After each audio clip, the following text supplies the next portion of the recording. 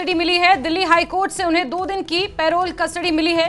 संसद की कार्यवाही में शामिल होने के लिए उन्हें ये पैरोल दी गई है। बारामूला से सांसद हैं इंजीनियर रशीद और उन्होंने बजट सत्र अटेंड करने को लेकर ये अर्जी लगाई थी, जिस पर सुनवाई करते हुए इंजीनियर रशीद को 2 दिन की ये पैरोल कस्टडी मिली है, जिसमें 11 फरवरी और 13 फरवरी को संसद में जाएंगे इंजीनियर रशीद। और बजट सत्र आयोजित हो रहा है और इस बजट सत्र में हिस्सा लेने के लिए सांसद इंजीनियर रशीद ने अर्जी लगाई थी और इसी के मद्देनजर अब सुनवाई करते हुए कोर्ट ने उन्हें 2 दिन की पैरोल कस्टडी दी है, जिसके मद्देनजर वो 11 और 13 फरवरी को संसद में जाएंगे। तो दिल्ली हाई कोर्ट से उन्हें ये पैरोल कस्टडी मिली है। बड़ी खबर इस वक्त आपको बता रहे हैं, वो 1 हफ्ते से ज्यादा समय से अनशन पर भी बैठे हुए थे, तिहाड़ जेल में बंद है। 2019 के बाद से टेरर फंडिंग के मामले में कई गंभीर आरोप उनके ऊपर लगे हैं और इसी के मद्देनजर वो दिल्ली की तिहाड़ जेल में बंद है। दिल्ली की तिहाड़ जेल में रहते हुए उन्होंने 2024 का लोकसभा चुनाव लड़ा और बारामूला से सांसद बने। खुर्रम हमारे सहयोगी ज्यादा जानकारियों के साथ जुड़े हुए हैं। जी खुर्रम, क्या कुछ महत्वपूर्ण हुआ कोर्ट में आज? देखिए, कोर्ट ने पिछली तारीख पर फैसला रिजर्व कर लिया था।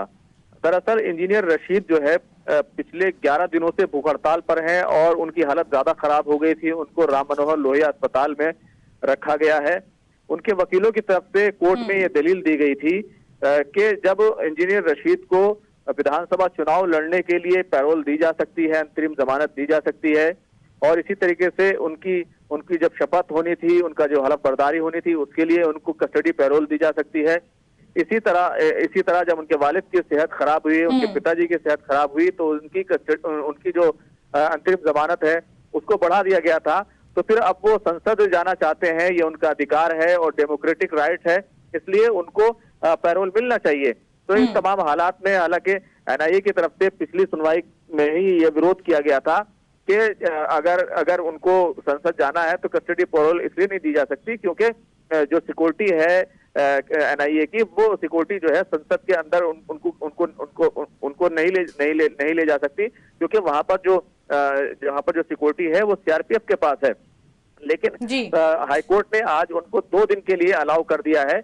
तो वो 11 फरवरी को और 13 फरवरी को जो इस सत्र का ये जो बजट सत्र है, इसका जो पहला पार्ट है उसका जो आखिरी दिन है, दोनों दिन जो है वो कस्टडी के तहत संसद में जाएंगे और वहां जाकर जो है उसमें शामिल होंगे। हालांकि जो उनकी नियमित जमानत का मामला है, फिलहाल अभी उस पर जो है कोई वो मसला सुलझ नहीं रहा है।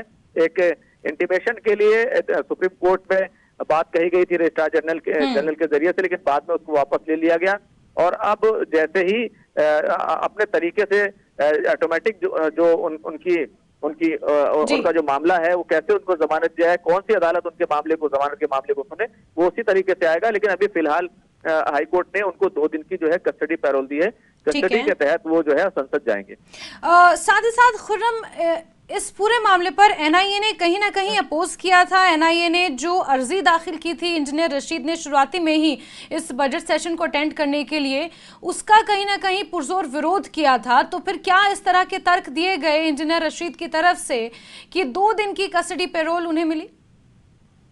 देखिए, 2 ही दिन का जो अभी सत्र है वो 3 दिन का सत्र बाकी है, उसमें 2 दिन के लिए उनको कस्टडी पैरोल दे दी गई है क्योंकि कस्टडी पैरोल में कई और तरह की भी चीजें रहती हैं कि एक तो खुद ही खर्च उठाना पड़ता है। जैसे हमने दिल्ली में जो 2 उम्मीदवार थे वो कस्टडी पैरोल के तहत चुनाव में हिस्सा ले रहे थे, तो कई और चीजें भी रहती हैं। लेकिन अभी क्योंकि 3 दिन का ही बाकी बचा है, इंजीनियर रशीद की खुद सेहत भी ठीक नहीं है, तो उनको 2 दिन के लिए दे दी गई है। हालांकि एनआईए की तरफ से ये विरोध जरूर किया गया, उसकी मुखालफत जरूर की गई, लेकिन इंजीनियर रशीद के वकीलों ने क्योंकि ये तर्क रखा था, दलील रखी थी कि वो एक मेंबर पार्लियामेंट है और उनकी ड्यूटी है, खुर्रम, हर बार की तरह क्या ये सशर्त पैरोल है?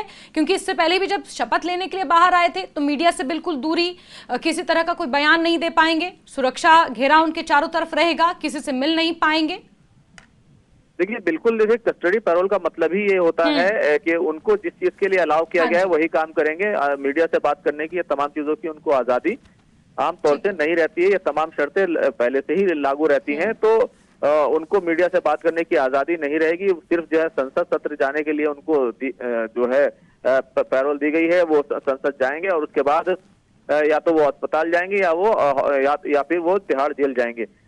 और दोनों ही दिन उनको वहाँ जो है संसद में जो है लेकर जो है एक पूरे घेरे में उनको लेकर आया जाएगा और फिर जो वहाँ पार्लियामेंट की सिक्योरिटी है वो उनको जो है एक तरीके से टेक ओवर कर लेगी। तो ये तमाम चीजें जो है वो रहने वाली हैं। फिलहाल जो है अभी वो 2 दिन के लिए उनको इजाजत मिल गई है। बाकी आगे की जो पोजीशन होगी वो कोर्ट जो है उसको धीरे धीरे उस पर जो है अपना फैसला देगा। ठीक है खुर्रम, बहुत शुक्रिया हमारे साथ जुड़ने के लिए। तो बड़ी खबर बता रहे हैं आपको, जहां इंजीनियर रशीद को 2 दिन की कस्टडी पैरोल मिली है। इससे पहले जब उन्होंने 2024 लोकसभा का चुनाव जेल के अंदर रहते हुए ही लड़ा था, उसके बाद जब शपथ के लिए उन्हें पैरोल दी गई थी तो भी इसी तरह सशर्त पैरोल दी गई थी। और जाहिर सी बात है, जब कस्टडी पैरोल का जिक्र किया जाता है तो आपको जिस काम के लिए आपने अर्जी लगाई होती है सिर्फ उसी काम के लिए आपको पैरोल मिलती है। सुरक्षा का घेरा उसी तरह का रहता है, आप मीडिया से इंटरैक्ट नहीं कर सकते, आप किसी तरह का मीडिया में बयान नहीं दे सकते, सुरक्षा एजेंसियों की